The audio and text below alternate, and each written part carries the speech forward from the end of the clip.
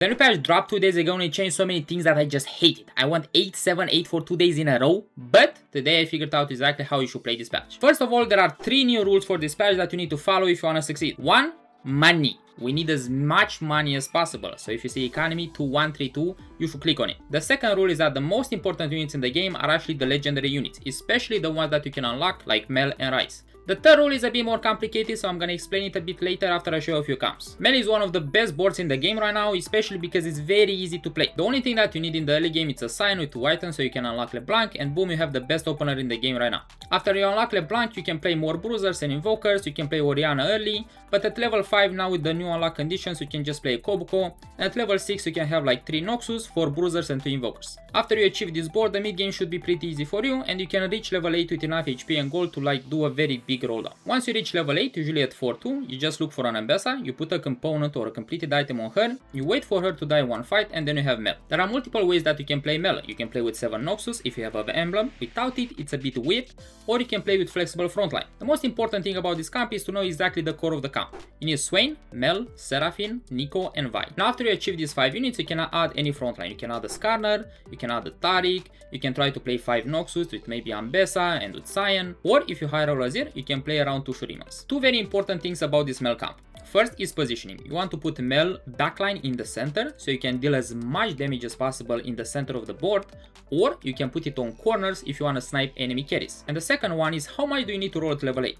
Well, it's kinda hard to say exactly, but you want to have some upgrades. So maybe you have Swain 2, Seraphine, Mel, and some of the lower cast units upgraded, you should be fine. But you should scout around and see especially how strong the lobby is. If you're in a bad spot where you cannot reach level 9 and hit Mel 2, you kinda need to roll at level 8 and just hit as many units as possible and just play for placements. At level 9 there are multiple ways to cap this board. You play around Senna, Shyvana or Shurimans. You can play around Ryze as well to play maybe Shurimans and Noxus, but he actually likes other type of boards. You see, the best board for Ryze is actually with Demacia, which is kinda weird, but I'm gonna explain it exactly how you play it. You start the game with Sona and Jarvan and you play around 3 Demacians. After that you push levels and you add either maybe more defenders or more Demacian units if you have them upgraded. Now at level 8 you can play around 7 Demacia, the classic board. But this is not strong enough. So once you hit 7 Demacia, you have some decisions to do. On the level 8 roll down, after you hit Galio, if you have like strong units like Taric, Skarner, Shyvana or Zilean, you should replace 2 Demacians, drop to 5, and you play some of these units. When you play Demacia, it's very important to know your spot. If you're hard stack level 8, well, you just roll for units, you can stay in 7 Demacia or drop to 5 if you hard roll like Shyvana, Taric and stuff like that, but you're playing for placements. If you can go 9, now this is where it's important. With Cannon being easier to unlock, usually if you play Demacia with defenders, you're gonna have Cannon unlocked. After you unlock Cannon, the next unit that you wanna unlock it's actually set, but you want to unlock this guy at like the PV round because it's not that important yet. Your level 8 board most of the time is gonna be something around 5 Demacias, you can play Ionians but I wouldn't recommend, and you just play some extra units. Once you go level 9, you want to unlock Ryze. You can do that by having 3 Demacia, 3 Ionia with the set Cannon and Mr. Z and Zao, and also you can add a Taric. Now after we did all of this, we can play the game and we have Ryze as the main carry. But it's not over yet. So now we have 3 Demacia, we have 3 Ionia, but we need extra units to play on our board. The best unit to add on your level 9 board is Azir, because he can unlock Zerat, you get charms and you're very powerful. But if you have Nasus or Renekton, it's fine as long as you have some items for that. This is the best board for Ryze, but you can play around other synergies as well. There's a Freyord Ryze board as well, there's a Freyord Noxus, Freyord Shurima as well. I would say that the best for you is to play around what you have. As you figured out by now, this patch is like mainly AP. But what do you do if you have an AD? What do you play? The best board to play is actually Kindred. But it's a bit difficult, so I'm gonna tell you exactly which one is the magic you need to play Kindred. Early game, you usually play around Jhin, you play around Kraken Slam or Rageblade Slam, maybe with Ionia, maybe with some Bruiser frontline. The magic unit is actually Draven, but it's a bit difficult to play around him, so be careful when you choose to play this camp. I would personally play it if I have a Draven at 2-1 from the drops, or if I can get one from Carousel. Now depending on your spot, sometimes it's correct to go level 7, roll for Draven 2, and then you push levels. But why would you roll at 7 for Draven 2? Because you see, he actually can farm you gold. A 2-star Draven can give you 3 gold after a few kills. At level 8 you wanna play around Draven 2-star with like Rageblade, Kraken, Giant Slayer, Deathblade. Don't make IE, IE is bad. It's bad on Draven and it's bad on Kindred. And you want some frontline. The frontline again, it's very flexible. So we're gonna talk about the core. You want 3 Noxus, you want 2 Quick Strikers, and any frontline. Taric, Skarner, Fiddlesticks, anything is fine. At level 9 you might hit a lot of units and you might get baited by a lot. Don't do that. The board is very simple, you don't change it almost ever. You play Draven, Kindred as the main carry, Senna as the secondary carry, you play Swain for frontline, you can add Taric because the meta is AP, so the Taric aura is pretty good. You play Shyvana, and you can play Fiddlesticks and Ambessa as well if you can. If not, you can play two bruisers like Wukong and Sign and stuff like that. Don't play any Ryze, any stuff like that, unless you have like Shurimans and things like that. Noxus Ryze, it's not that good. Another AD comp that you can play, it's actually Bilgewater. We talked about this last clip, but I'm gonna do a quick reminder. You wanna play Tempo Bilgewater. That means that you wanna have upgrades early. We're talking about Bruisers upgraded and 3 Bilgewater. So you can try to play this when you have like Stars Are Born, Twisted Fate early game, like Shen 2-star, Illaoi 2-star, and a Slammable item. Morello is usually fine on Twisted Fate because Sojin or IE, it's kinda bad on him. So try to make any items that you can. The magic behind this comp is that you can actually cheat. I know, it sounds a bit crazy, but you can cheat. You can use the Bilgewater shops to buy upgrades. So this way you can stay on tempo. That means to stay strong all the time. So don't be greedy for the Bilgewater shops. Like for example, you can open it and you see maybe Illaoi 2 or Twisted Fate 2, you click on it, you make the champion. Mid game you can play around 5 Bilgewater or you can play a strong board. Then you go level 8 at 4-2, you make a main roll down, and you play around MF2.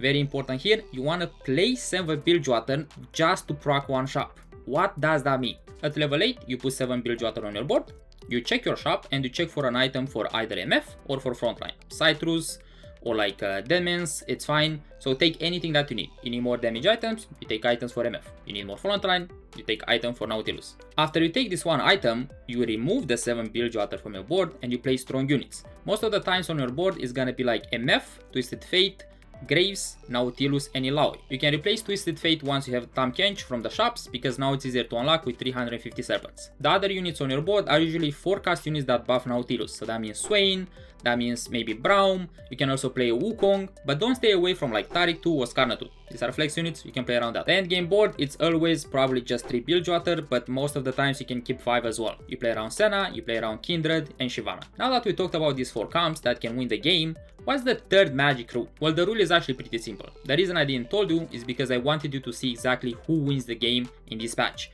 And as you can see, there's a lot of expensive units. So the third rule, it's tempo. You need to be strong at all points, so you need to like actually understand how the game works. There's a few conditional comps. For example, Warwick, I think you should play this when you have a lot of emblems. Like Quick Striker emblem is good, Gunslinger is good, Juggernaut is good on him.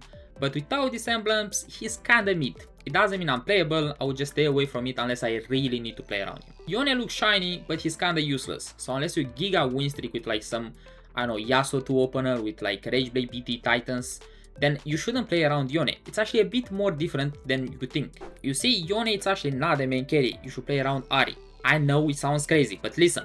You go level 7, you roll for Ahri 3-star, Cannon 3-star, you make Yasuo anyway so you can unlock Yone, and then you can cap around Set and other stuff. So you have 2 options. If you open with Ahri and you have AP items, you can tempo into level 9 and maybe play around Annie, or you can play around Mel or Ryze, or you can stay level 7 and you roll for Cannon and Ahri 3-star. You can make Nashor, you can make JG, Sojin, Voice Staff, I think even Blue Buff is fine. You would actually be very surprised about the amount of damage Ahri can do. Another reroll comp that you can play, it's actually Aphelios with too much value. Now this is a comp that you play for top 4. And the last reroll comp, it's actually like Chloris, Nautilus, Zoe and Malzahar reroll. I think this version might not be the best though.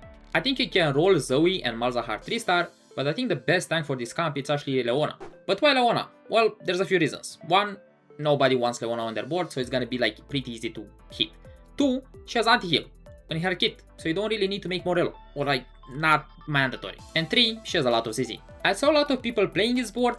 I don't think it's amazing. I think it's playable, so if you have like something with Trifecta or Legion or something like that, you can play it. If not, just play something else. This patch is actually pretty simple. Not easy, but simple to play. So don't try to overcomplicate it. Click on economy, pick a good opener and go from there. I made a tier list with all these comps, I will leave it in bio if you want to check it out. You have everything from like level 5, level 6 to like level 9, what items to play, when to play those comps. It's pretty good. I hope you learned something from this video and I'm gonna catch you at the next one.